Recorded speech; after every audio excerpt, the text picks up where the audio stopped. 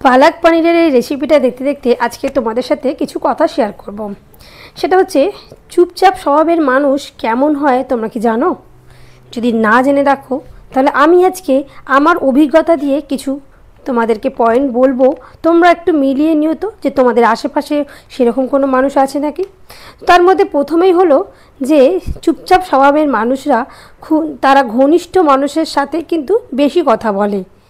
দ্বিতীয় নম্বর, তাদের অন্তরঙ্গ যে বন্ধু তারা কিন্তু ওই 3 থেকে 4 জনের মতোই হয়, তার বেশি খুব একটা হয় না। 3 নম্বর, তাদের মুচকি হাসি একটু বেশি যেন সুন্দর, কারণ তারা হাহা করে মন খুলে হাসে না, তারা মুচকিই হাসে।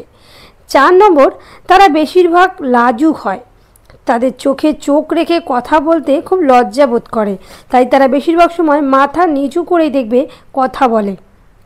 5 নম্বর, তারা তাদের অনুভূতি এবং যন্ত্রণা গোপন রাখে, বেশি কারোর মধ্যে খুব একটা শেয়ার করে না, ভাবে যে পাছে যদি কেউ তার যন্ত্রণার ভাগটা না নেয়, তাই তারা নিজেদের অনুভূতিটা নিজেদের মধ্যেই রাখতে পছন্দ করে।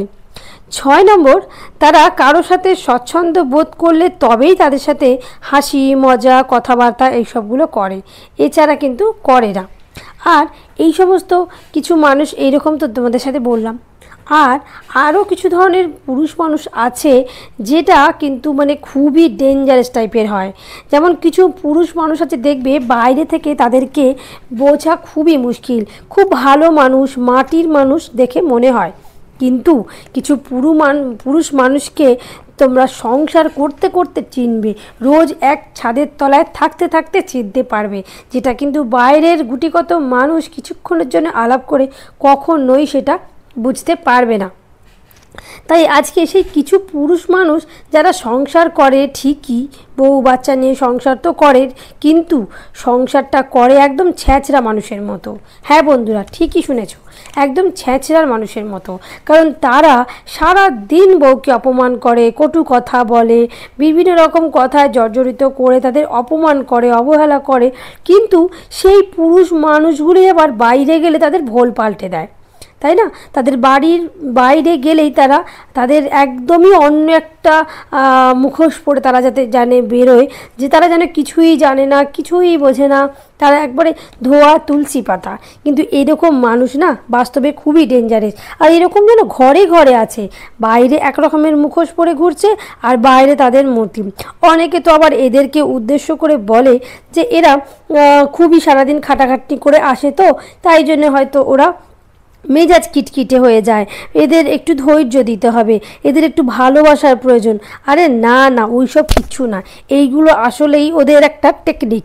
আসলে বাইরে ওরা যে সমস্ত একটা ইমেজ ক্রিয়েট করে রাখে না, অফিস কাছারিতে বা পাবলিক প্লেসে, বন্ধুবান্ধবের মহলে, তো সেই ইমেজটা হচ্ছে বাইরের একটা মুখোশ বা খোলস, কিন্তু সেটাই যখন তারা ঘরে আসছে তখন সেই মুখোশটাকে একেবারে ঝেড়ে ফেলে তারা একদম খাঁটি মানুষ যেটা তারা অ্যাকচুয়াল, সেইটাই তারা কিন্তু বাড়িতে ধরা দেয়, একদম খিটখিটে মেজাজে, এই সেই, এইটা কেন পড়ে আছে, ওটা কেন হয়নি, এই যে খুদ ধরা টাইপের মেন্টালিটি, এইগুলো হচ্ছে ছ্যাচরা পুরুষ মানুষেরই কাণ্ড কারখানা।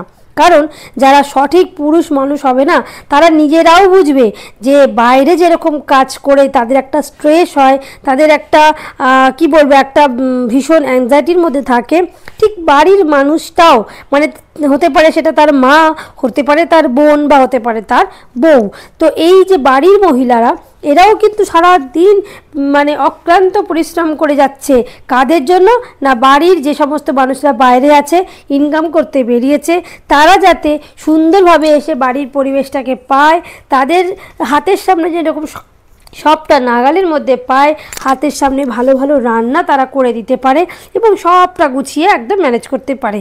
শুধু তাই নয়, যার একটার অধিক সন্তান রয়েছে, 2-3টে সন্তান, তারা যে কীভাবে দিনটাকে পার করে সেটা তারাই জানে। কারণ সন্তানদের বিভিন্ন রকম চাহিদা বা কাণ্ড কারখানা সবটাই কিন্তু ওই মা বা দিদি ঠাকুমা বা বোন, বাড়ির মহিলাদের ওপরেই কিন্তু বর্তায়।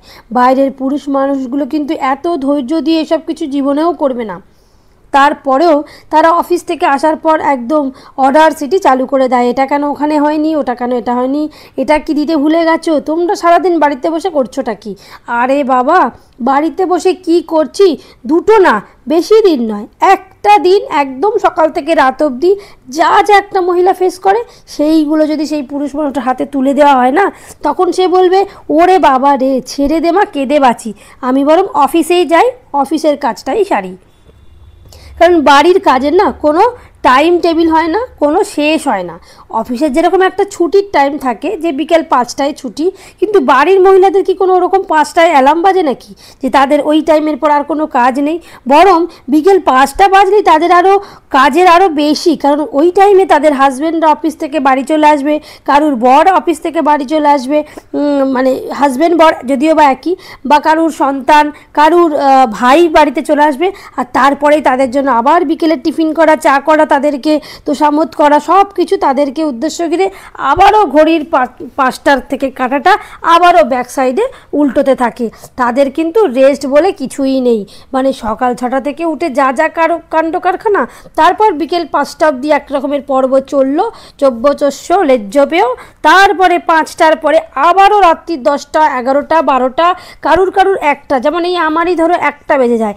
তো এই রকমভাবে কিন্তু দিনের প্রতিটা দিন এইভাবে ব্যয় হচ্ছে, মানে 24x7, এবং সবশেষে 365 দিন।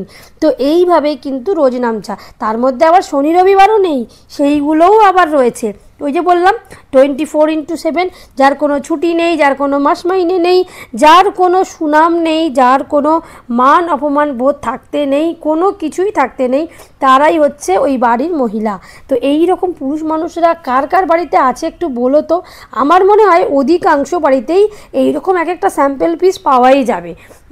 আর এটাই আমার বক্তব্য যে তোমরা কারা কারা এইরকম মানুষের সাথে ঘরকন্যা করছো এবং কিভাবে সবটা ম্যানেজ করছো, আমার না ভীষণ জানতে ইচ্ছা করে। কারণ আমাদেরও আশেপাশেও কেন, আমাদের বাড়ির মানুষও কিছুটাই এইরকমই টাইপের, তাই আমি সবার সাথে রিলেট করতে পারি যে এই টাইপের মানুষ সবার ঘরে ঘরে রয়েছে। তবে হ্যাঁ, এক্সেপশনাল অনেক কিছুই হয়।